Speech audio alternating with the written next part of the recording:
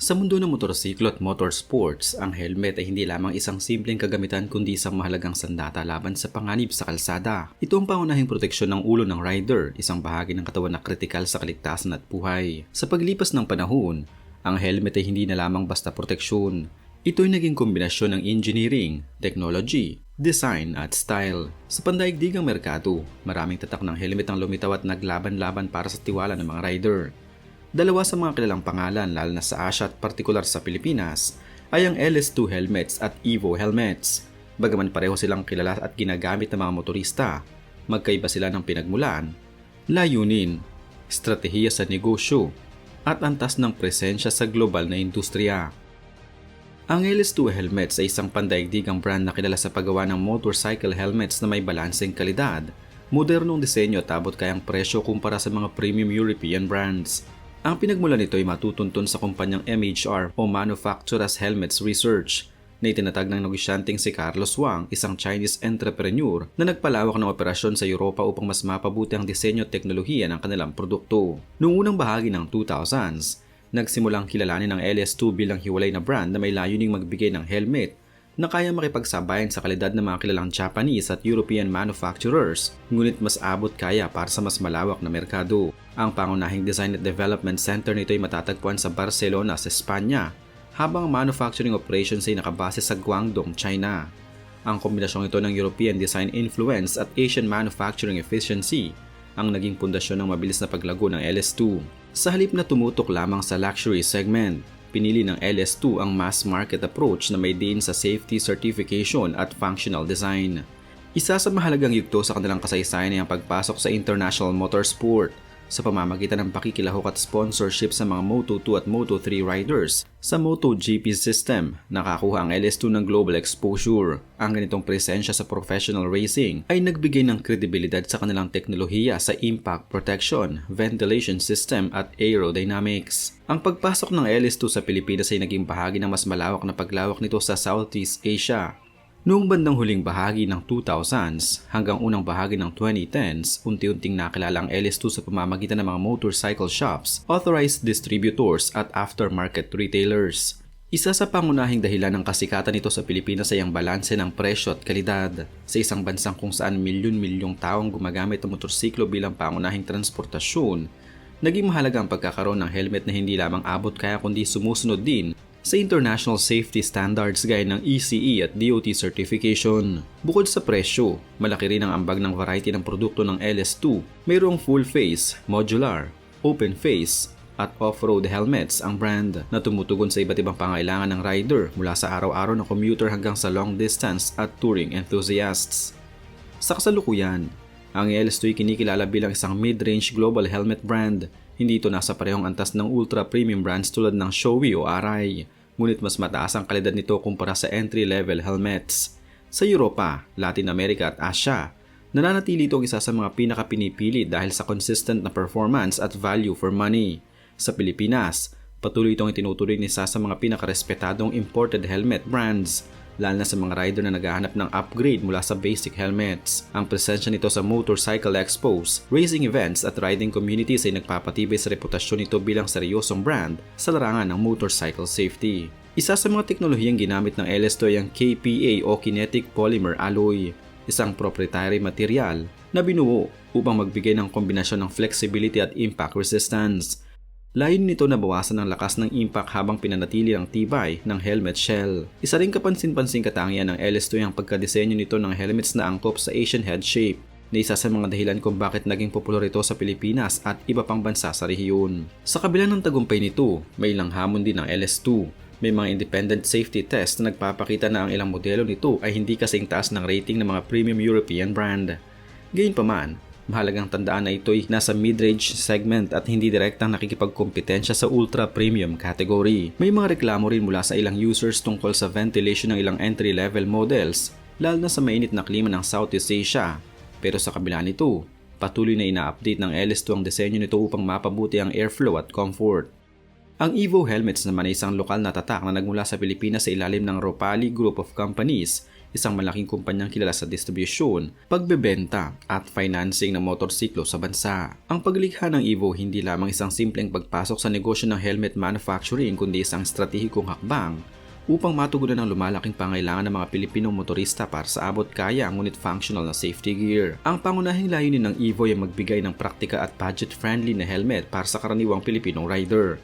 Sa konteksto ng Pilipinas kung saan ang motorsiklo ay isa sa mga pangunahing paraan ng transportasyon, lalo na sa urban at rural na lugar, nakita ng Ropali ang kakulangan ng murang helmet sa madaling ma-access ng masa ngunit sumusunod pa rin sa basic safety requirements.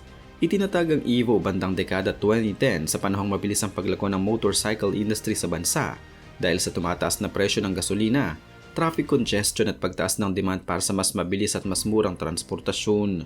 Sa panahong ito, dumami rin ang mga first-time motorcycle owners na nangangailangan ng kumpletong gear ngunit limitado ang budget. Hindi tulad ng mga global brands na may sariling research and development facilities at design laboratories, ang Evo ay nakaasa sa outsourced manufacturing model. Ibig sabihin, ang produksyon ng mga helmet nito ay sinasagawa sa mga partner factory sa ibang bahagi ng Asia habang ang mismong branding, packaging, marketing strategy at distribution ay pinamamahalaan sa Pilipinas ng Ropali Group. Sa ganitong setup, ang Evo ay naging isang market-driven brand na nakasentro sa mabilis na pagtugon sa pangailangan ng lokal na consumer imbes na sa pag-develop ng high-end motorsport technology. Dahil dito, mas naging flexible ang brand sa pag-adapt ng demand ng Filipino riders lalo na sa presyo at accessibility. Ang mabilis na pag-angat ng Evo helmet sa Pilipinas ay hindi isang aksidente, kundi resulta ng malino na kombinasyon ng presyo, availability at agresibong marketing strategy. Sa isang bansang kung saan malaking bahagi ng populasyon ay may limitadong purchasing power, ang presyo ay nananatiling isa sa mga pinakamahalagang salik sa pagbili ng helmet. Isa sa pangunahing dahilan ng kasikatan ng Evo ay ang pagiging highly accessible nito sa motorcycle dealerships at financing packages. Sa maraming motorcycle sales sa Pilipinas, ang helmet ay kadalasang kasama sa bundle ng bagong motor at dito madalas isinasama ang Evo bilang default o recommended helmet option. Dahil dito, marami sa mga bagong rider ang unang nakakilala at nakapagmamay-ari ng Evo helmet sa mismong pagbili ng kanilang motorsiklo. Malaki rin ang naging papel ng digital marketing at social media exposure sa pag-usbong ng brand sa pamamagitan ng pakikipag-collaborate sa mga motorcycle vloggers, influencers at online riding communities. Naging mas visible ang Evo sa mas batang demographic. Ang mga reviews, unboxing videos at riding content ay nakatulong upang mapalakas ang presensya nito sa online space. Bukod sa marketing, isa ring mahalagang factor ang disenyo at aesthetic appeal ng Evo helmets. Sa halip na manatili sa simple at plain na itsura, naglabas ang brand ng maraming colorways, graphics at modern designs na tumutugon sa panlasa ng mga kabataang rider. Sa kasalukuyan, ang Evo helmet ay isa sa mga pinakadominanteng local helmet brands sa entry-level segment ng Philippine market. Makikita ito sa halos lahat ng motorcycle shops, accessory stores at dealership packages sa buong bansa. Sa kabila ng malawak nitong presensya, nanatili itong nakaposisyon sa budget at commuter category. Ibig sabihin, ang pangunahing target market nito ay araw-araw na gumagamit ng motorsiklo, mga estudyante, empleyado, delivery riders at first-time motorcycle owners. Sa segment na ito, ang pangunahing prioridad ay affordability at basic protection, imbes na high performance o racing grade safety features. Hindi direktang nakikipagkompetensya ang Evo sa mga mid-range at premium international brands sa usapin ng motorsports level engineering o advanced safety technologies. Sa halip, ang estratehiya nito ay nakatuon sa mass accessibility, kung saan mas maraming Pilipinong nabibigyan ng pagkakataong magkaroon ng sariling helmet sa abot kayang halaga. Isa sa mga pinakakapansin-pansing katangian ng Evo helmets ay ang bilis ng kanilang product cycle. Mas madalas silang maglabas ng bagong designs kumpara sa maraming international brands. Sa halip na tumuon lamang sa technical na innovation, mas binibigyan pansin ng Evo ang visual appeal, trending graphics at seasonal designs na madaling makuha ang atensyon ng merkado. Dahil dito, nagiging responsive ang brand sa fashion trend sa motorcycle community kapag may bagong aesthetic trend gaya ng matte finishes, anime-inspired graphics o bold color combinations. Madalas mabilis itong nakikita sa mga bagong Evo releases. Isa sa mga mahalagang katangian ay ang malakas nitong presensya sa motorcycle financing ecosystem sa Pilipinas. Dahil mas maraming motor ang ibinebenta sa installment basis, madalas isinasama ang Evo helmets bilang standard accessory sa pagbili. Sa kabila ng malakas na presensya nito sa merkado, ang Evo helmets ay patuloy na humaharap sa ilang mahalagang hamon, partikular sa usapin ng perception sa likod ng kalidad at consistency ng safety standards. Isa sa mga pangunahing issue ay ang pagkakaiba-iba ng pananaw ng mga consumer at international riding communities tungkol sa antas ng proteksyon na ibinibigay ng ilang modelo nito. Bagaman may mga EVO helmets na sumusunod sa basic safety certifications, may mga kritisismo na nagsasabing hindi pare-pareho ang quality control sa lahat ng produkto lalo na sa entry-level models. Ang ganitong persepsyon ay nagiging hamon sa brand kapag pinag-uusapan ng mga long-distance riding o high-speed usage kung saan mas mataas ang demand para sa advanced impact protection, ventilation systems at structural durability. Isa pang issue yung durability sa tropical climate condition ng Pilipinas. Dahil sa matinding init, bigla ang ulan at mataas na humidity, may ilang gumagamit na nakakaranas ng mas mabilis na wear and tear sa padding, paint finish at interior foam ng helmet sa ilalim ng pangmatagalang paggamit.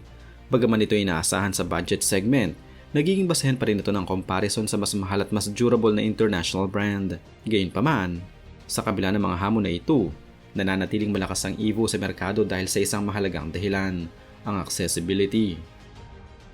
Ang LS2 at EVO helmets ay malinaw na magkaiba sa kanilang pinagmulan at layunin. Ang LS2 ay isang global brand, may European design influence at international racing exposure, habang ang EVO ay isang local Philippine brand na nakatuon sa mass market at commuter riders. Sa kalidad, mas mataas ang positioning ng LS2 sa mid-range segment habang ang EVO ay nakaposisyon sa entry level. Sa presyo, mas abot kaya ang EVO, sa global recognition mas kilala ang LS2. Sa pandaigdigang industriya, ang LS2 ay aktibong kalahok sa motorsport ecosystem partikular sa MotoGP Feeder Series na nagbibigay dito ng testing ground para sa teknolohiya. Ang EVO naman ay walang international racing presence ngunit malakas sa domestic motorcycle ecosystem ng Pilipinas, kung saan mas critical ang affordability kaysa high-end performance. Sa kabuuan, ang industriya ng helmet ay patuloy na lumalawak dahil sa pagtaas ng motorcycle usage sa developing countries. Ang mga mid-range brands tulad ng LS2 ay lumalaban sa premium segment habang ang mga local brands tulad ng EVO ay lumalakas sa mass market.